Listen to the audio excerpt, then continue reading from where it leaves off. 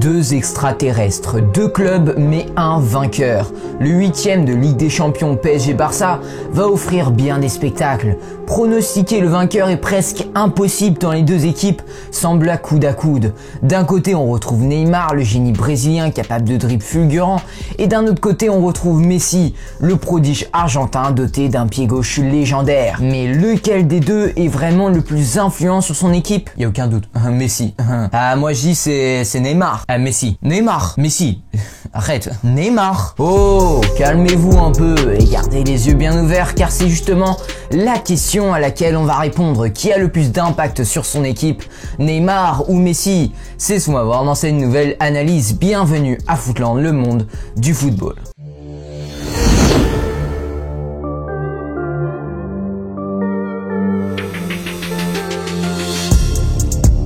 Près de 40 millions d'euros par an et 70 millions d'euros par an.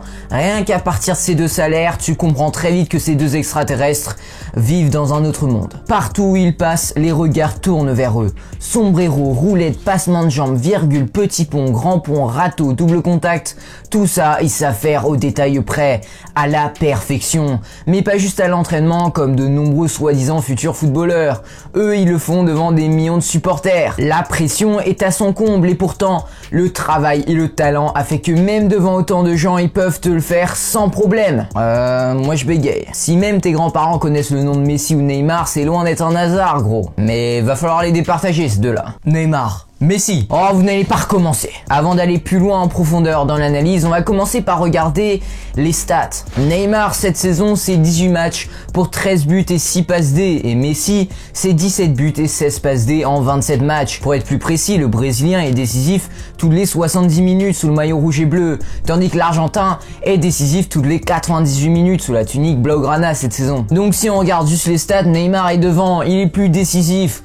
Bon, on s'arrête là les gars, allez ciao. Bah non, on va pas s'arrêter là, évidemment, Neymar est plus décisif certes, mais la différence de niveau entre la Ligue 1 et la Liga, et sa disponibilité, on en parle? On parle quand même de 11 matchs sur 24 possibles en Ligue 1, et même avec si peu de matchs joués, il a réussi à se blesser une nouvelle fois, bordel. Cette fois-ci aux adducteurs. Non, vous ne rêvez pas les gars, le match aller contre le Barça là, en LDC, et bah il va le rater. Donc quand je disais deux extraterrestres, deux clubs mais un vainqueur, non, il va le rater. On a beau me dire c'est parce qu'il a un style de jeu provocateur et très offensif, je suis désolé mais il est quand même assez fragile, non? Cette blessure pose évidemment la question de la fiabilité de Neymar. Cette saison, il n'a jamais enchaîné plus de 5 matchs consécutifs. Covid-19, suspension, adducteur aux chevilles qui siffle. Le Brésilien n'a pas été épargné et quand il est apte, son entraîneur choisit souvent de le mettre au repos pour le protéger. Ce ne fut pas le cas mercredi à Caen et le Brésilien a une nouvelle fois quitté le terrain en boitant. Putain, quand même, faut le faire. La seule fois on te laisse jouer un peu de match avant une grande affiche de Ligue des Champions, eh bah tu te blesses. Depuis son arrivée, il n'a disputé que 103 des 191 matchs du PSG, soit 53,9% seulement. C'est moins qu'Angel Di Maria, Kylian Mbappé, mais aussi Julian Draxler. Messi, quant à lui, il peut se blesser de temps en temps, mais on va pas se le mentir. C'est rien par rapport à Neymar. Depuis 3 ans, le Brésilien s'est blessé à 10 reprises pour 327 jours d'absence, presque un an. Et là, c'est sans compter le repos. Parce que oui, déjà avec le repos, il a du mal, donc imaginez un peu sans repos, on va être gentil. Et Messi, c'est 6 blessures en 3 ans pour 85 jours d'absence. C'est raisonnable, surtout à son âge. Il a quand même 33 ans. Neymar, il vient d'en avoir 29. C'est pour ça que le prolonger de 4 ans, alors qu'il a déjà une grosse fragilité physiquement, c'est pas évident. Mais heureusement que Messi n'est pas autant blessé que Neymar, sinon le Barça ne s'en sortirait pas. Installé en tant que faux numéro 9 par Coman, c'est le véritable fer de lance de cette équipe blaugrana.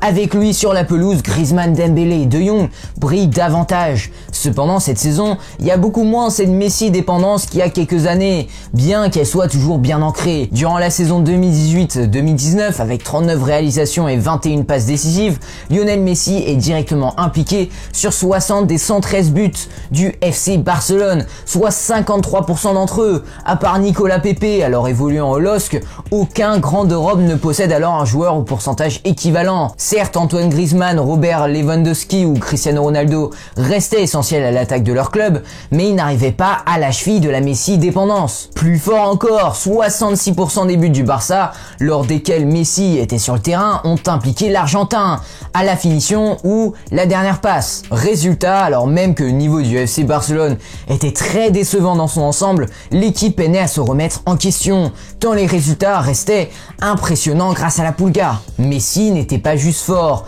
il était trop fort. Le niveau de l'Argentin avait installé son club dans un dangereux confort qui leur ont d'ailleurs coûté très cher en Ligue des Champions par la suite. Et cette saison, il a impliqué sur seulement 38% des buts barcelonais.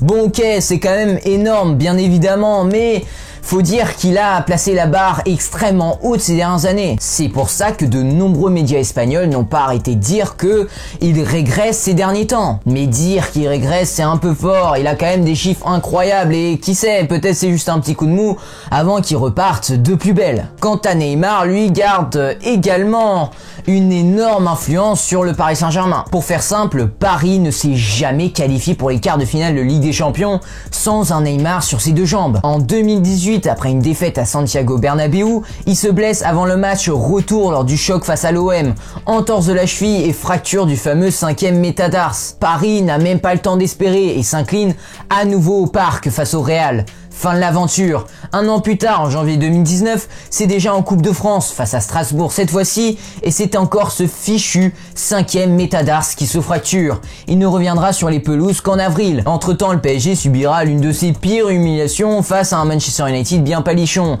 Mais là encore, sans Neymar, Paris sort dès les 8e. Le PSG baigne en Ligue des Champions dans une Neymar dépendance qui s'illustre autant lors de ses trop nombreuses absences que lors de la dernière campagne dont il fut le héros. Avec le Brésilien en pleine possession de ses moyens, Paris est allé en finale mené par ses inspirations géniales. Cette année encore, il fut le Parisien le plus déterminant en phase de poule, notamment lors du déplacement capital à Old Trafford. Les campagnes parisiennes en C1 depuis leur arrivée commune sont sans équivoque. Il y a un PSG avec et un PSG sans Neymar. Mbappé de son côté n'est trop souvent qu'un lieutenant bien discret lors des grandes affiches du milieu de semaine. Et contre le Barça, Paris va devoir encore une fois s'en sortir sans lui, et ce serait une grande première. Donc pour répondre à la question, Messi a habituellement plus d'impact que Neymar, sauf que cette année, vu que Messi est moins décisif, Neymar garde une plus grande influence. Mais sur la question de la disponibilité, il n'y a pas débat.